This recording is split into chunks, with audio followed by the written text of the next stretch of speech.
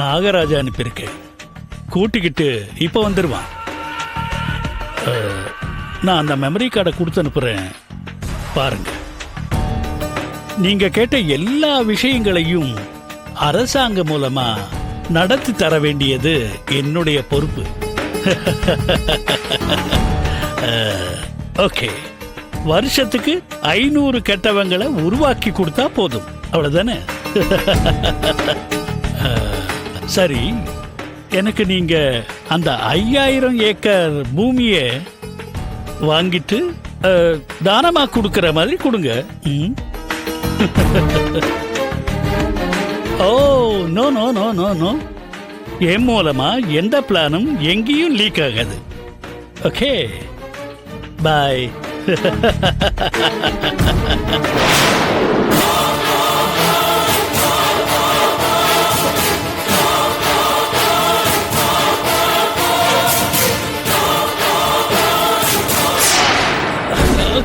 என்ன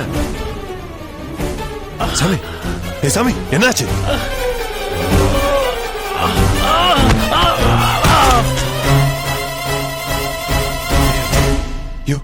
pulse check பண்ணி பாரு. சார், சாமிஜி செத்துறாரு சார்.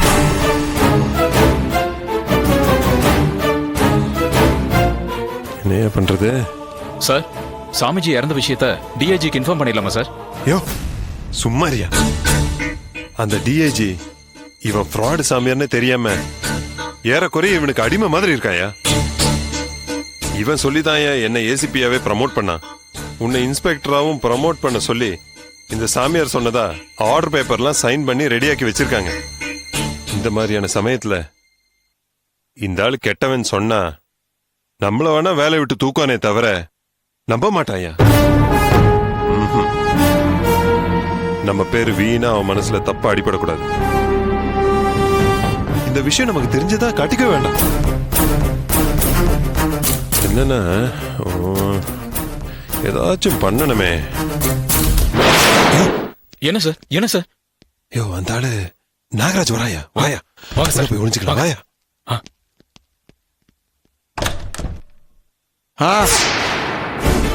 சுவாமி,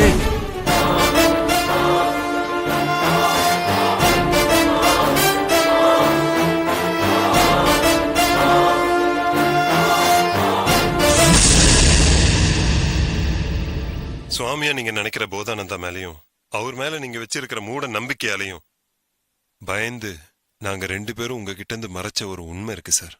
சாமிஜிக்கும் தீவிரவாதிகளுக்கும் தொடர்பு இருக்கிற உண்மையை தெரிஞ்சவங்க நாங்க 2 பேர் மட்டும்தான் சார். அந்த சாமிஜி சொல்லிதான் சார் என்ன இன்ஸ்பெக்டரா ப்ரமோட் பண்ண நீங்க முன் வந்தீங்க. சுவாமிஜி சொல்லிதானே சார் என்னையே நீங்க ஏசிபியா ப்ரமோட் பண்ணீங்க.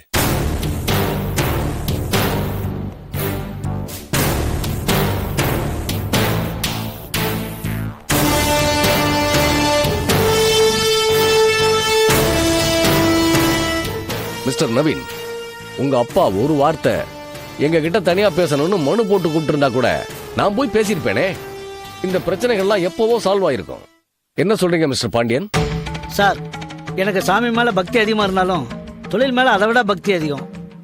என்னுடைய பேட் லக், என்னுடைய ஆபீசர்ஸே என்னை பத்தி புரிஞ்சுக்காதப்ப அவர் மட்டும் என்ன பண்ணுவாரு? சார், நாங்க நேர்மையான போலீஸ் ஆபீசரா இருந்தாலும் உங்க மூட நம்பிக்கையால ப்ரமோஷனுக்கு ஆசைப்பட்டு நாங்களும் இந்த தவறுக்கு உடந்தையா இருந்துட்டோம். அதுக்காக நான் ரொம்ப வருத்தப்படுறேன் சார். சார், தப்பா நினைக்காதீங்க. நீங்க எப்படி சாமிஜி மேல அளவுக்கு அதிகமான நம்பிக்கை வச்சிருக்கீங்களோ அதே மாதிரிதான் பல பேர் அவர் மேல இன்னமும் பாசமா இருக்காங்க. எங்க அப்பாவும் அதுல ஒரு ஆள் தான். மக்கள் அந்த சாமிஜி மேல வச்சிருக்கிற இமேஜை ஏன் கெடுக்கணும்னு தான் எங்க அப்பா இந்த விஷயத்த மனசுக்குள்ளேயே வச்சு போட்டுக்கிட்டாரு.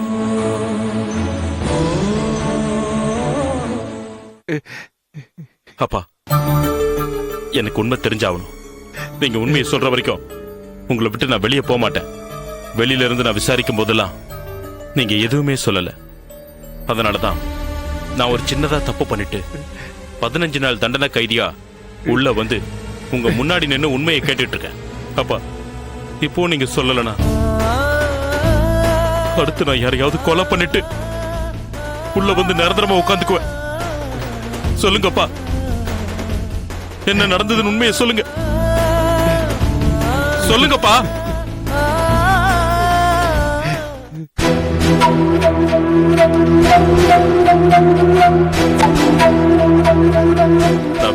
ஒரு சின்ன தப்பு பண்ணிட்டு ஜெயிலுக்குள்ள போய் எங்க அப்பாவை விசாரிச்சதுக்கு அப்புறம்தான் இந்த விஷயங்கள்லாம் எனக்கு தெரிய வந்தது.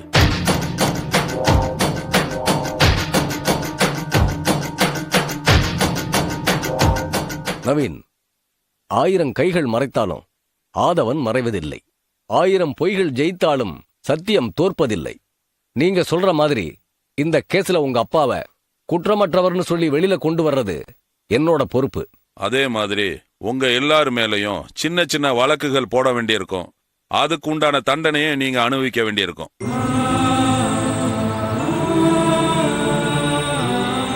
சார், எங்க அப்பாவை வெளியே கொண்டு வரணுங்கிறது என்னோட மோட்டிவா இருந்துச்சு.